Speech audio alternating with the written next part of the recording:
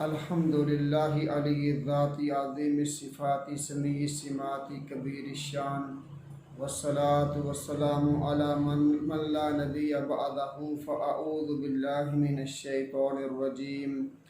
بسم اللہ الرحمن الرحیم وقال عز اسمہ فی کلامہ المجید وقال ارکبوا بسم اللہ مجریہا ومرساہا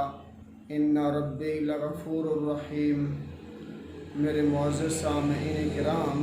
السلام علیکم ورحمۃ اللہ وبرکاتہ۔ آج ہم پھر بسم اللہ الرحمن الرحیم پر ہی بات کرنے چلے ہیں، اور اس بیان میں ہم یہ بتانے کی انشاءاللہ کوشش کریں گے کہ نوح علیہ السلام نے جو کشتی بنائی تھی وہ کتنی بڑی تھی، اور اتنی بڑی کشتی کو بنانے کے لیے کتنے مہینے لگے ہوں گے، جو کہ اللہ حکم فرما رہے کہ بھائی میری آنکھوں کے سامنے بناؤ، اور اس میں ہر جاندار کے جوڑے بھی یعنی کہ بٹھانے ہیں، اتنی بڑی تیار کرو۔ تو نوح علیہ السلام جب کشتی بنا رہے تھے تو منکرین جب پاس سے گزرتے تھے تو وہ مذاق کرتے تھے کہ یہ کیا بنا رہا ہے، اور اکثر جو کاذبین ہوتے ہیں وہ مذاق ہی اڑایا کرتے ہیں۔ بعد میں پھر اللہ ان کو ایسا سمجھاتا ہے کہ ان کے پاس سمجھنے کا موقع بالکل نہیں رہتا۔ جب حضرت نوح علیہ السلام نے کشتی بنا لی، اور اتنی بڑی کشتی بنائی کہ شاید اب کوئی انسان اتنی بڑی کشتی قیامت تک نہ بنا پائے، یا ہو سکتا ہے کسی نے بنا بھی لی ہو، ٹھیک ہے، یہ موضوع نہیں ہے ہمارا موضوع یہ ہے کہ حضرت نوح علیہ السلام کی کشتی کو کون سی دعا نے ڈوبنے سے بچا لیا تھا۔ اب دیکھو، ہماری اس کائنات میں، دنیا میں بہت بڑے بڑے پہاڑ ہیں، K2 بھی ہے، ماؤنٹ ایورسٹ پہاڑ بھی ہے، تو یہ اس وقت بھی ہوں گے یہ پہاڑ جو ہیں۔ تو ظاہر بات ہے کہ اگر پانی پہاڑوں سے نیچے تھا تو بہت سارے منکرین لوگ جو ہیں ممکن ہے کہ وہ ان پہاڑوں پر چڑھ جاتے، جیسے کہ نوح علیہ السلام کے بیٹے کو بھی یہ شبہ ہوا تھا کہ اول بات تو یہ ہے کہ پانی آئے گا ہی نہیں۔ اگر اس کو یقین ہوتا کہ پانی آ جائے گا تو وہ اپنے باپ کی بات کو مان لیتا، لیکن اس نے مانا ہی نہیں۔ تو ان کو بھی یہی شبہ ہوا تھا کہ میں اگر اول تو پانی آنا نہیں، طوفان آنا نہیں ہے، اور جب آئے گا تو میں پہاڑ پر چڑھ جاؤں گا۔ تو جب اللہ کی طرف سے آسمان نے بارش برسانا شروع کی تو اتنا پانی ہوا کہ ماؤنٹ ایورسٹ اور K2 پہاڑ جو ہیں وہ سارے کے سارے ڈوب گئے۔ تو اب ذرا اپنے خیال کو دوڑائیں کہ اس کائنات میں کتنی بلندی پر پانی گیا ہوگا،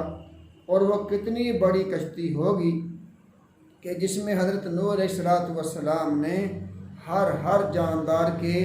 جوڑے بٹھائے تھے، اور جو ایمان والے لوگ تھے وہ کیسے ایمان والے، برکتوں والے،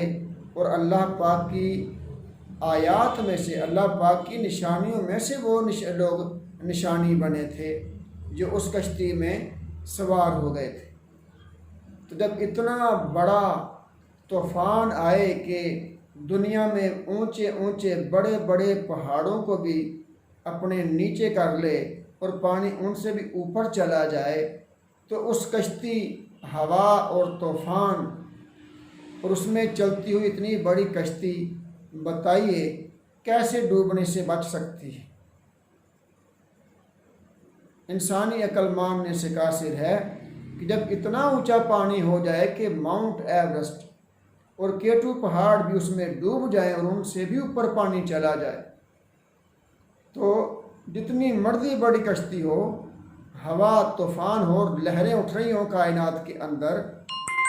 تو تو کیسے وہ کشتی جو ہے بچ سکتی ہے ڈوبنے سے؟ تو جو قرآن پاک کی آیت میں نے تلاوت کی ہے اس میں کیا ہے، وَقَالَ ارْكَبُوا بِسْمِ اللَّهِ، سوار ہو جاؤ اللہ کا نام پڑھ کر، یا اللہ کے نام سے کشتی میں سوار ہو جاؤ، یہ رکے گی تو اللہ کے نام سے، یہ چلے گی تو اللہ کے نام سے۔ وَقَالَ ارْكَبُوا بِسْمِ اللَّهِ مَجْرَيْهَا وَمُرْسَاهَا، صاحبو یہ وہ بسم اللہ ہے جس کی برکت سے آج کائنات میں رونق ہے، چمک دمک ہے، یہ بسم اللہ ہی کی برکت سے ہے۔ جتنے لوگ سوار ہوئے تھے ایمان والے حضرت نوح علیہ السلام کی کشتی میں، اور جتنے جوڑے حضرت نوح علیہ السلام نے کشتی میں بٹھائے تھے، سب کے لیے آپ نے بسم اللہ الرحمن الرحیم پڑھا تھا۔ تو اللہ نے اپنے نام کی برکت سے، لفظ اللہ کی برکت سے اتنے بڑے طوفان میں، اور پہاڑ K2 اور ماؤنٹ ایورسٹ جیسے پہاڑ اس میں ڈوب جائیں، اور یہ بھی نہ پتہ چلے کہ کائنات میں کہیں پہاڑ ہیں بھی کہ نہیں، تو اتنی بڑی بلندی پر پانی اپنی لہروں کے ساتھ، اور یعنی کہ اتنے گہراؤں میں کشتی چلتی ہو اور پھر وہ ڈوبے نہ، تو نہ ڈوبنے کی وجہ کیا تھی؟ وَقَالَ ارْكَبُوا بِسْمِ اللَّهِ مَجْرَيْهَا وَمُرْسَاهَا، کہ وہ سوار ہوئے تھے بسم اللہ کہہ کر، اللہ نے اپنے نام کی برکت سے کشتی کو ڈوبنے نہیں دیا، اور نسل انسانی کو باقی رکھا، وہ جو باقی رہ گئے ان سے نسل جو چلی آ رہی ہے، آج وہی دنیا، وہی انسان اپنی اپنی جگہ پر متفکر ہیں، پریشان ہیں، بڑے بڑے طوفانوں میں پھنسے ہوئے ہیں۔ تو ویڈیو پیغام جاری کرنے کا مقصد کیا ہے؟ کیا یہ بسم اللہ جو تھی حضرت نوح علیہ السلام کی کشتی کو ہی بچانے کے لیے تھی؟ کیا یہ ہمارے لیے نہیں ہے؟ اگر ہمارے لیے نہیں ہے تو قرآن میں کیوں اتاری گئی ہے؟ آج جتنے بھی لوگ پریشان ہیں، مسلمان اور غیر مسلم، سبھی کا حل یہ ہے کہ وہ اپنی زندگی میں ہر کام کو کرنے سے پہلے، جو جائز کام ہے، حرام کام نہ ہو، جو حلال کام ہے، اس کو کرنے سے پہلے بسم اللہ الرحمن الرحیم پڑھنے کی عادت بنا لیں۔ جب عادت بن جائے گی تو میرے اللہ کے حکم سے ہم محمد رسول اللہ صلی اللہ علیہ وسلم کے امتی ہیں، حضور کے صدقے، حضرت حضور کے وسیلے سے، حضور کے طفیل میرے اللہ اگر نوح علیہ السلام کی کشتی کو یعنی کہ اتنے بڑے پانی کے طوفان میں محفوظ رکھ سکتے ہیں اپنے نام کی برکت سے، تو آج بھی اللہ پاک وہی ہیں، ان کے نام کی برکت وہی ہے، اور حضور علیہ السلام کے امتی ہونے پر ہمارے اوپر اللہ کریم کو زیادہ پیار ہے بنسبت دوسرے نبیوں اور ان کی امتوں کے۔ اس لیے ہمیں جاننا چاہیے کہ ہم سبھی لوگ کسی نہ کسی پریشانی میں مبتلا ہیں، کسی نہ کسی طوفان کے اندر گھرے ہوئے ہیں۔ ان تمام طوفانوں سے ہم حضرت نوح علیہ السلام کی کشتی کی طرح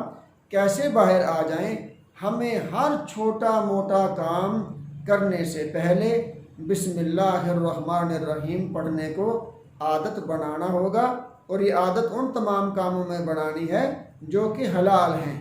اگر حرام کام کے لیے پڑھیں گے تو اللہ پاک کا غضب نازل ہوگا۔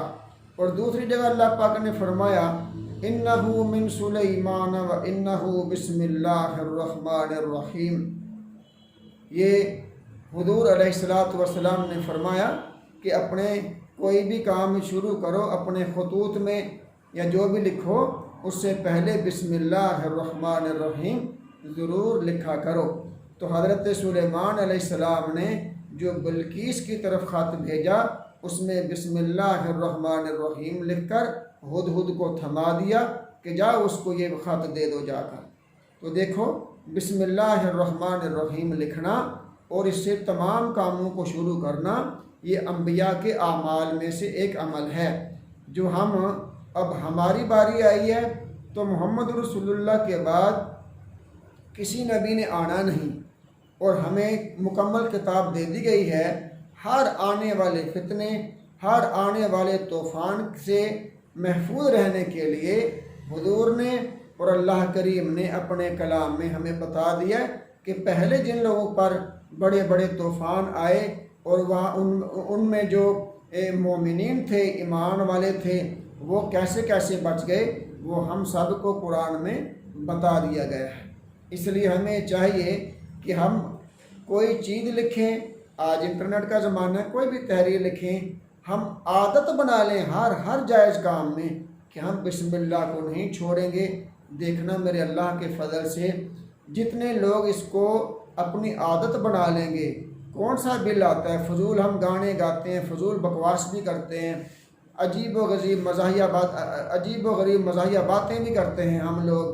تو اگر زبان نہیں کٹ جاتی، نہیں تھک جاتی، تو بسم اللہ الرحمن الرحیم جو اللہ کا مبارک اور برکتوں والا نام ہے، اس کے پڑھنے سے کون سا ہمیں بل آ جائے گا یا ہماری زبان تھک جائے گی کہ اتنی بھاری بسم اللہ ہے جو ہم سے پڑھی نہیں جائے گی۔ اگر ہم اس پڑھنے کو، بسم اللہ کے پڑھنے کو اپنی عادت بنا لیں گے تو اللہ کی قسم ہم اپنی آنکھوں سے بسم اللہ کے اثرات، بسم اللہ کی برکات جو ہیں اپنی آنکھوں سے مشاہدہ کریں گے اور تمام مسائل ہمارے حل ہو جائیں گے۔ ساری انسانیت خصوصاً مسلمان جو ہیں وہ طوفانوں میں گھرے ہوئے ہیں، تو وہ سمجھ لیں کہ وہ بھی حضرت نوح علیہ السلام کی کشتی کی مانند جو ہے محفوظ رہنا چاہتے ہیں، تو ان کو چاہیے کہ بسم اللہ الرحمن الرحیم کو پڑھنے کی عادت بنا لیں۔ جزاک اللہ خیر۔ ابھی بسم اللہ کے اوپر تو کام شروع ہو رہا ہے انشاءاللہ العزیز، ایک سے ایک جہاں جہاں اللہ کا نام آیا ہے اور جہاں جہاں اپنے اللہ پاک نے قرآن میں، حدیث میں اپنے نام کی برکتوں کو ظاہر کیا ہے، انشاءاللہ زندگی کا یہ مقصد بنایا ہے کہ اللہ کے کلام کی تشریح کریں گے، رسول اللہ صلی اللہ علیہ وسلم کے فرمان کی تشریح کریں گے، اس سے پہلے ہم نہیں مریں گے۔ موت تو اللہ کے ہاتھ میں، لیکن ہمارا یہ ارادہ ہے کہ انشاءاللہ ہماری بیتے گی تو اللہ پاک کے بابرکت نام کے ساتھ، محمد رسول اللہ صلی اللہ علیہ وسلم کے کلام کے ساتھ، صحابہ کرام رضوان اللہ علیہم اجمعین کے قدموں کے پیچھے چل کے ہم حضور اور حضور سے اللہ کے پاس پہنچیں گے اور انشاءاللہ رہتی ہوئی دنیا میں اللہ کی نعمتوں سے مزے بھی کریں گے۔ جزاک اللہ خیر۔ السلام علیکم ورحمۃ اللہ وبرکاتہ۔